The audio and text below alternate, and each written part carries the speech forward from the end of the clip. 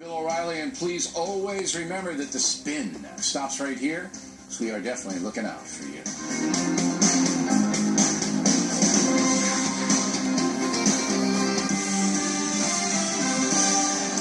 And welcome to the special edition of Hannity, Jihad in America. Now in the wake of the suicide bombings in Turkey, tonight for the hour, we'll examine the growing threat of radical Islam right here in the U.S. Now here at home, the Orlando terror attack reminded all of us that radical Islamists, they want to destroy our freedom and take away our way of life. Take a look.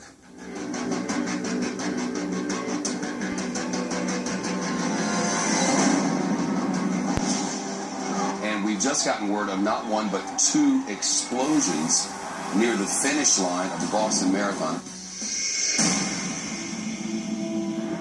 We have someone attacking someone in the building.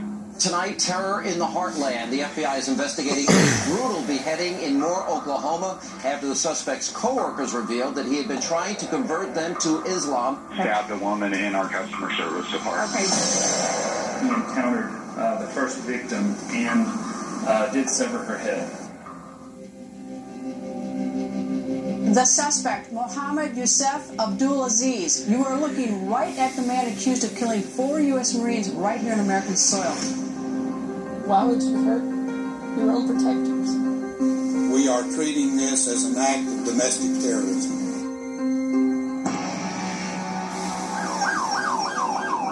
They're after that guy. They're after that guy. Gunshots. Multiple shots fired.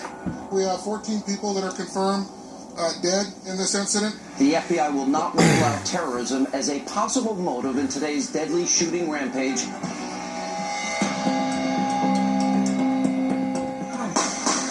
Oh my God, they're all shooting back and forth. Orlando to command, we have shots fired on scene. OPD's requested you stay back, don't enter the scene. Breaking right now, gunfire erupting inside an Orlando nightclub. I could just smell the ammo in the air and I was like, this is a gun, this isn't fireworks, like we need to leave. We know enough to say that this was an act of terror and an act of hate.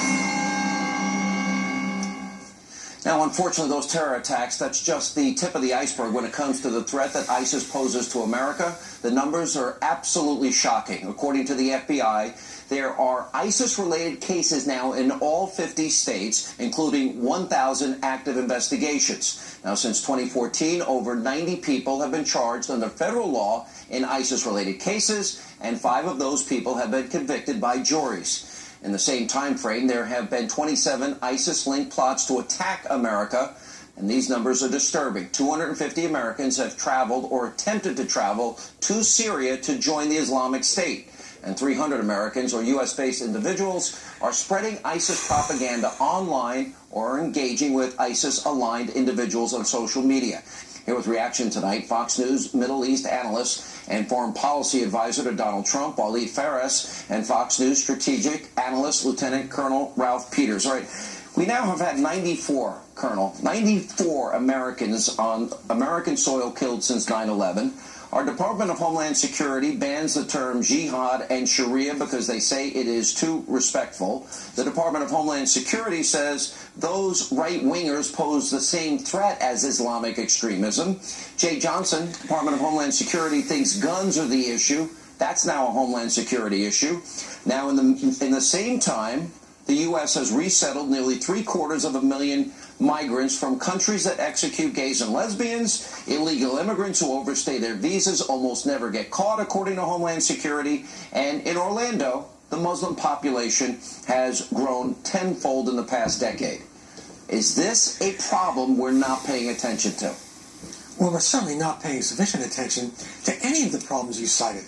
And what we've got is you cited the bans in our government and the military using terms such as jihad, Islamist terror. That is censorship. That's Orwellian doublespeak, and it actually hampers our efforts. But I'll tell you, we just need to get serious, Shauna. Here's what we absolutely must do. Stop focusing only on individuals. We got to do that. But Mao Zedong said, the gorilla swims in the sea of the people, while the terrorist hides in the swamp of the people. And we need to go after not just individuals, we need to crack down on the hate mosques, on the mullahs and imams who preach hatred, sedition, anti-Semitism, etc. And if they're not citizens, get them out. And we absolutely right now need to crack down on jihadi porn on these websites and chat rooms that we know, 100% know, that they are inspiring Americans to kill Americans. Waleed Phares, thoughts? Well, look, this is not one attack, 6 bloody attacks so far by jihadist-linked individuals and groups. Not 6 attacks, only 60 attempts against us over the past few years. The heads of the Department of, or the FBI and others have been concluding that we are facing up to 50 activities in 50 states. It's not that we are at war with the jihadists, they are at war with us. My concern is that the penetration of the jihadists, not just of ISIS, of all kinds of jihadists, of the United States, is not just over the past 10 years. It has been happening since the late 60s, 70s. 100%. Waves of Muslim Brotherhood have been moving in, and this is the infrastructure creating the pool of radicalization. And of course, the former head of the Muslim Brotherhood got from Hillary Clinton and President Obama, let's see, tanks, F-16s, and $1 billion. Mohammed Morsi, who referred to Israelis as and Jews as descendants of apes and pigs. We release Gitmo terrorists. We give Iran $150 billion. But I want to shift to a political question.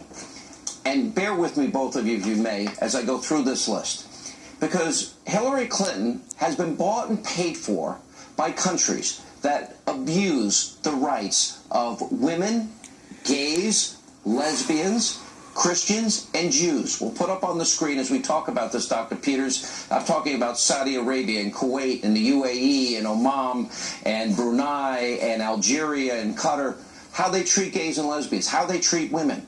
She's taken millions from these countries.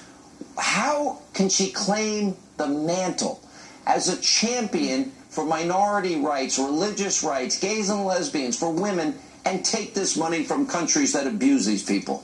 Well, it's simple. Truth does not matter to anyone named Clinton. Money and power does. I mean, in Obama's case, it's about left-wing ideology and his romanticization of Islam. He's totally divorced from reality. Hillary's not divorced from reality.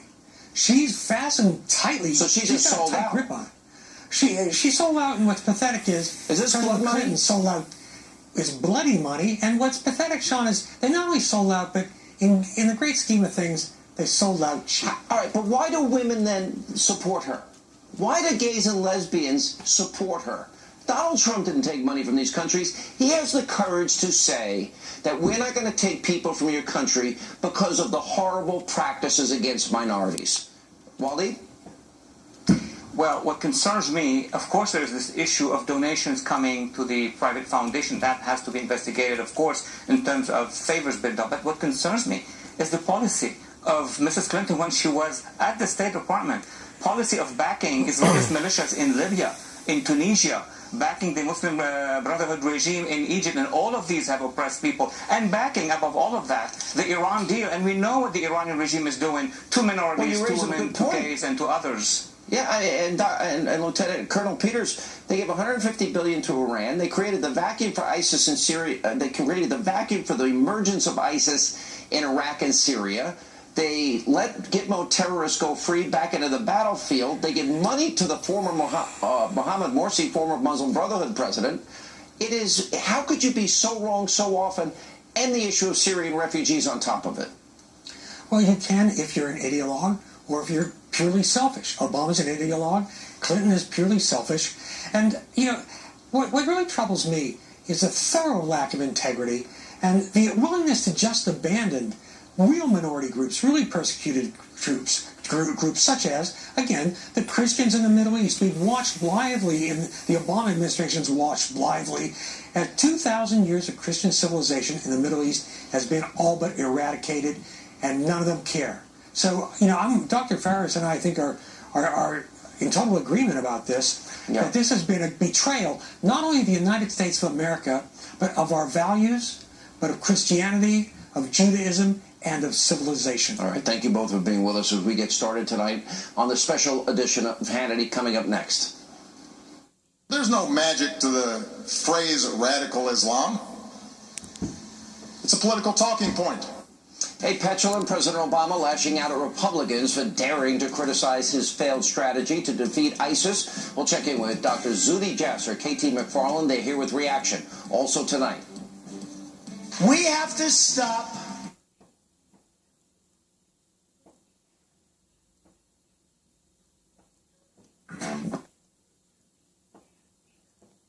World War II.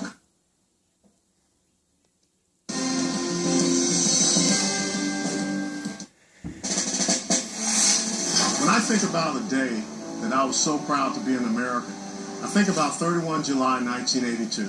That was the day at the University of Tennessee that my dad, a World War II combat veteran, and my mother, a civilian employee with the United States Marine Corps headquarters in Atlanta, pinned on my second lieutenant bars. And I became the first officer in our family to meet that expectation, to achieve that goal. It was a great day, not for me, but for our family, because we are all truly servants of this great nation.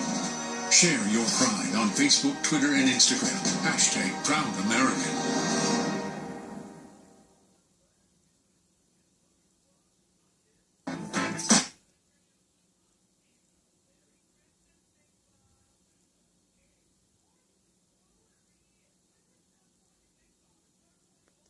This orchestrated.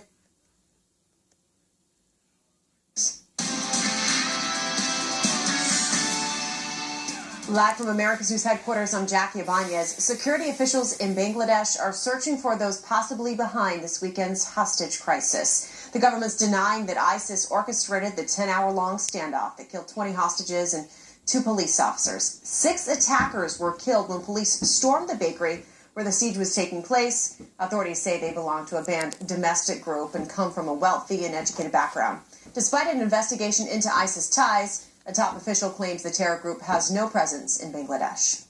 President Obama and First Lady Michelle spent their Sunday planning the construction of his presidential library. The meeting in Washington comes just days after it was announced that a New York architectural firm will be crafting it. The library will be built in the president's home city of Chicago and should be done by 2021. I'm Jackie Ibanez. Now back to Hannity.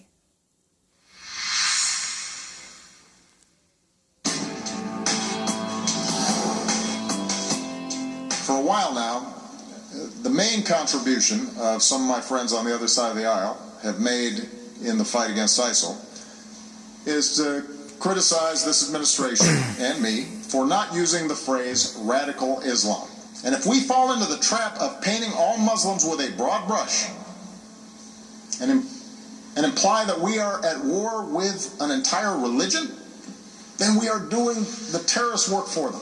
Welcome back to the special edition of Hannity, Jihad in America. That was the president chastising those who dare to criticize him for not using the phrase radical Islam. But it's President Obama's refusal to actually identify one of America's greatest threats. Is it putting you and your family and our country at risk? Joining us now, the president of the American Islamic Forum for Democracy, Dr. Zuhdi Jasser. Also with us, Fox News national security analyst KT McFarland.